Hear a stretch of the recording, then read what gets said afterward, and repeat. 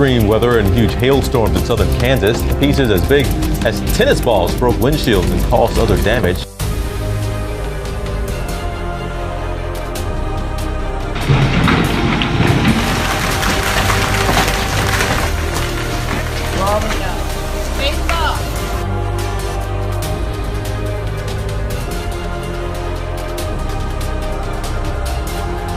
And a busy subway station in Manhattan sending water onto the tracks. The flood disrupted service. 500 passengers had to be evacuated. Investigators say a utility crew may have struck a water main. The problem. See some rotation in that. Oh, look, oh, yeah. Look there. It is. It's building It's down. developing. It's getting. That means it's getting more intense rotation, so the pressure is dropping. We're about ready to see here a tornado. Right?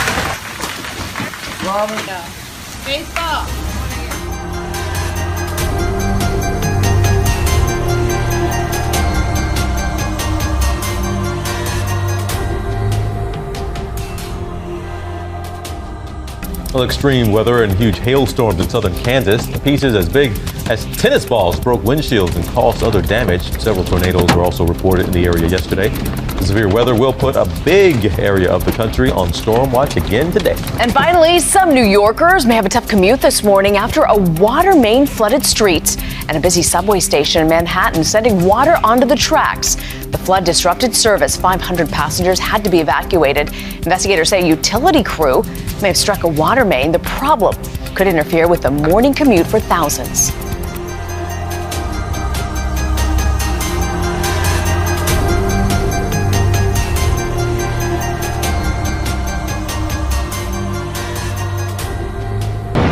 Radiation from the Fukushima nuclear disaster is now washing up on the shores of Canada's Vancouver Island.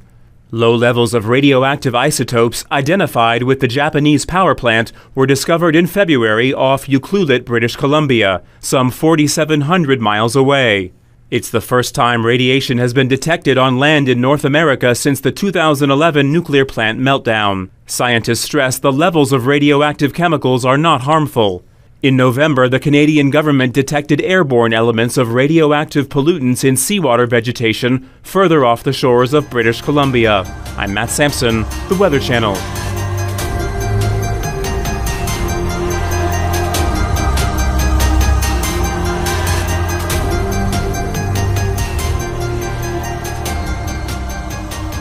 The Totten Glacier in East Antarctica is thinning, and researchers think they know why. A study found a direct pathway to the ocean under the Totten Glacier that could allow warm water to reach the base of the ice. The cause?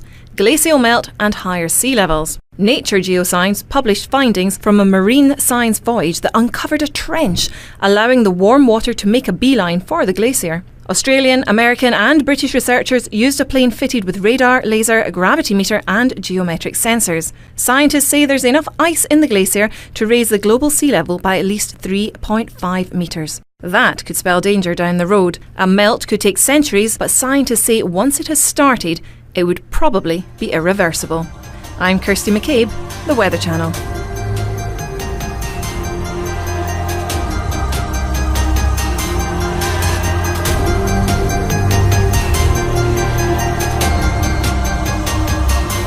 you're going to look right now at that South Carolina jail, where Officer Michael Slager is behind bars this morning facing murder charges after this video emerged, captured by a witness at the scene.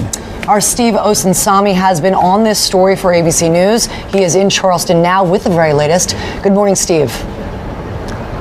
Good morning to you, Lara. This story and the video behind it is causing outrage across the country. And the question everyone is asking this morning is, would we be here right now in front of this jail with a police officer in custody if it weren't for that cell phone video recorded by a bystander? This morning, police admit that this cell phone video obtained by ABC News led them to charge this North Charleston, South Carolina police officer with murder. Take a look for yourself. There's the patrolman Michael Slager on Saturday shooting 50-year-old Walter Lamar Scott in the back while Scott is running away. As the result of that video and the bad decision made by our officer, he will be charged with murder. Until the video came to light, police were saying the officer opened fire because he felt threatened and because Scott grabbed his stun gun. 223, dispatch, shots fired.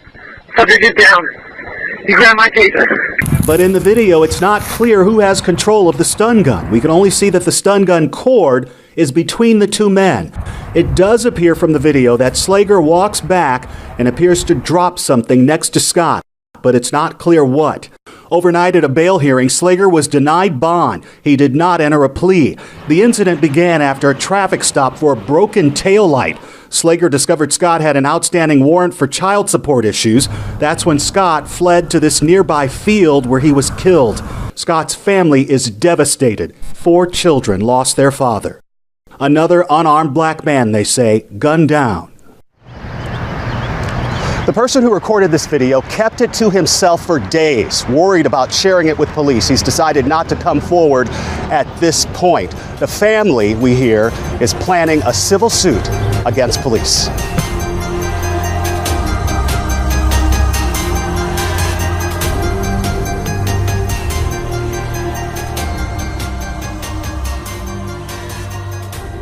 Iranian state media is reporting Iran has sent 2 warplanes to the Gulf of Aden, and that's a strip of water that lies between Yemen and Somalia. The news comes as Saudi Arabia continues to lead a campaign of airstrikes in Yemen to halt the advance of the Iranian-backed Houthi rebels in that country. The reports came after comments from the Rear Admiral Khalidullah Saraya of the Iranian Navy, and that was cited by Iran's press TV. He said that 2 ships had set sail from the Iranian port city of Bandar Abbas on a mission to protect Iranian ships from piracy. He also said the Iranian ships will patrol the Gulf of Aden and the Red Sea. Saudi Arabia and Arab allies have imposed an air and naval blockade on Yemen as part of their campaign to oust rebel fighters.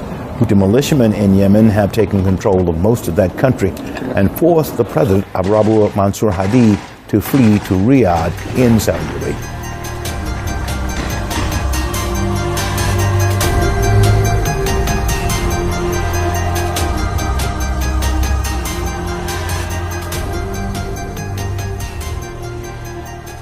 Severe storms shifting to the east after hammering the center of the country, including a series of tornadoes touching down in Kansas. Let's get right to meteorologist Jennifer Gray. Jennifer, what are you seeing? That's right. We had a total of 8 tornadoes yesterday, 6 of those in Kansas, and we are continuing to see the storms this morning. Then they could get nasty as we go through the afternoon. Already seeing storms from Chicago all the way down through Little Rock. In fact, already seeing delays in Chicago due to the weather, and there's actually a ground stop in Detroit. We have the ingredients coming together. We have very warm, moist air from the south colliding with that very dry air from the north, and that is going to be some of the ingredients that are going to fuel some of these showers and storms throughout the afternoon. We also have the very warm air in place, 81 in Little Rock, 79 in St. Louis, and that much cooler air behind it. So we do have a heightened risk for severe weather. We're looking at the main threats being from Chicago all the way down through Little Rock, including Memphis, Nashville, Louisville, and we're also looking at the possibility of storms even in Jackson, Mississippi, Birmingham, Alabama. We're looking at large hail, damaging winds, and the possibility of isolated tornadoes.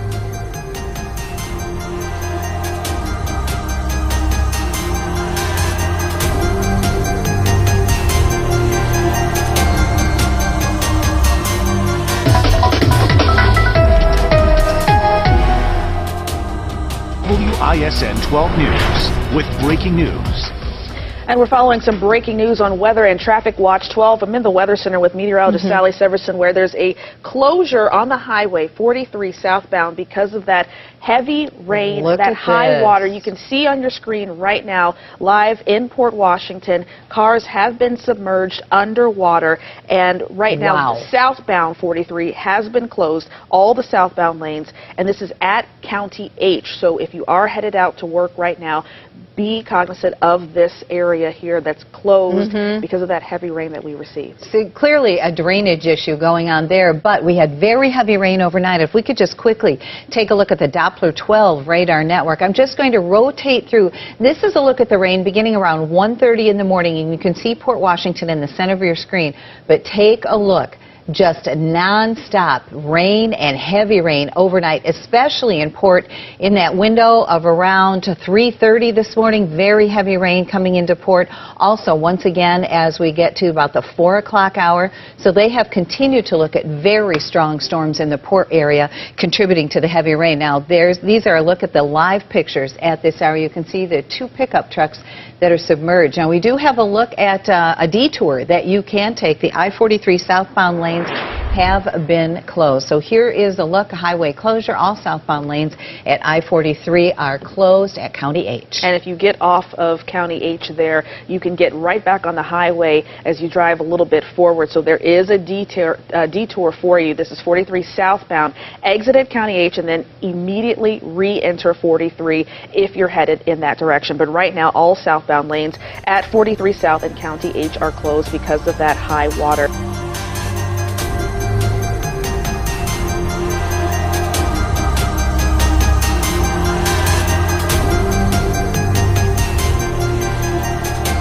We're seeing a little bit of a funnel developing there along with that lowering. Just left the center. Yep, just a little bit of a funnel cloud dropping down there, and sometimes you'll see these little perturbations that drop down for a second, but they may not necessarily be a tornado forming, right? Yeah, that's exactly right, but it looks to me as if I see some rotation in that. Oh, look, look there, it's building down. Developing. It's getting, that means it's getting more intense rotation, so the pressure is dropping. We're about ready to see here a tornado. It's close enough to the ground now that I think we do have at least a brief tornado that we would sort of say touchdown. Interestingly, Carl, the funnel comes downward, so it looks as if the tornado rotation is coming down from the cloud, but really it's just the rotation increasing. That makes the pressure drop. That allows the cloud to come there. The funnel cloud is no longer a funnel when it gets down to the ground. We call that a tornado. I think we've had at least a brief tornado that has reached the ground. The wind circulation has reached the ground there, Carl.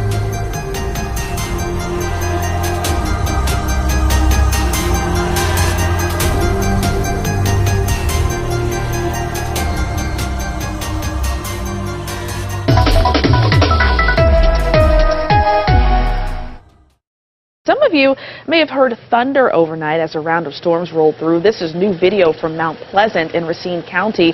That's where some tree branches fell into a house this morning. And just a few miles away in Racine, a lightning strike was reported. Video shows firefighters working on the roof of a home on Lincolnwood Drive. And it's going to be a very busy day and morning, all morning long. In the Weather Center, meteorologist Sally Severson starts our live team coverage. Sally. That's right. I'm in early this morning with meteorologist Jeremy Nelson, and we continue to monitor thunderstorms. Overnight, not a warning. We had no watches, but very strong storms pivoting through southern Wisconsin with locally heavy rainfall and also some of that dangerous lightning. Now, the lightning's still turned on. I've turned it off at this point, and you can see we do have some strong storms across northern Illinois at this hour. And as we get just a quick peek, we also have a couple of showers and thunder showers, diminishing some across southern Ozaukee, southern Washington, northern parts of Waukesha, and also northern Milwaukee County. So this is just to the south of Mequon and just to the east of Bayside. You'll get in on a little more action. But take a look at what's happening for us. You see how we've got the thunderstorms. I'm just going to pause the radar at this point. It's a little line of thunderstorms that continue to fire just to the north of this warm front. That's the key. The warm front right now centered over northern Illinois. For now, 38 at the airport, light rain, and our winds are east at 13 miles an hour. Storms off and on earlier this morning. They'll begin to taper off. We're going to watch the progress of that warm front and any potential for breaking sun this afternoon. If we stay cloudy and we stay cold, we really lower our chances for severe weather. Now, if we get storms, they will end rapidly for tonight.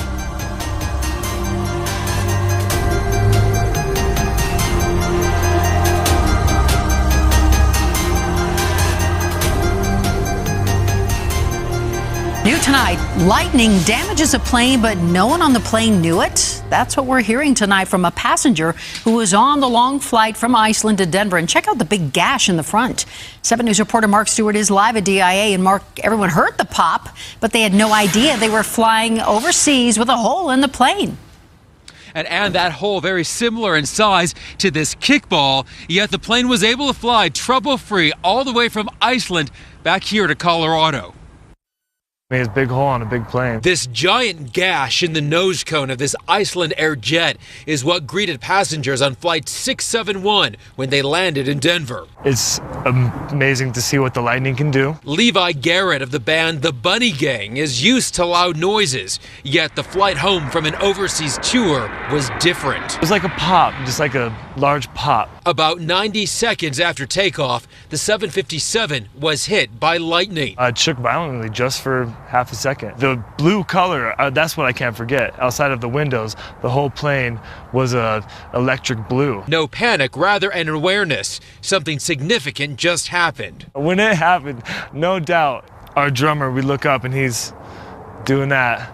He gave some to God. Garrett says right away the pilot gave an all clear, the flight continuing on its transatlantic trek.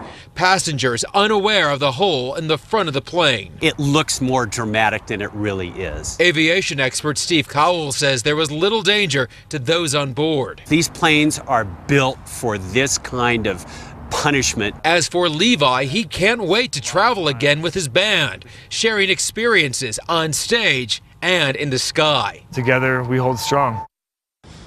Iceland Air sending us an email tonight stressing that protocol was followed and the jet has been taken out of service. Live at DIA tonight, Mark Stewart, 7 News.